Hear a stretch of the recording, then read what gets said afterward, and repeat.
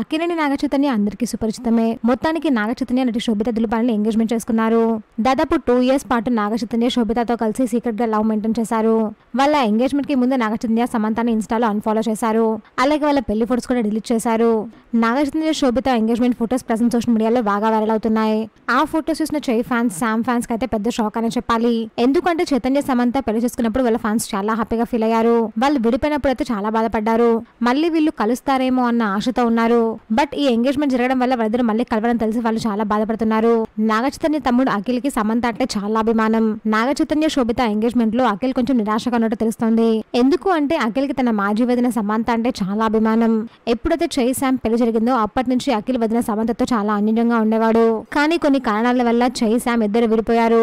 వాళ్ళు విడిపోయినప్పటికీ అఖిల్ మాత్రం తన మాజీ వదిన సమంతతో ఫ్రెండ్లీగానే ఉంటున్నాడు.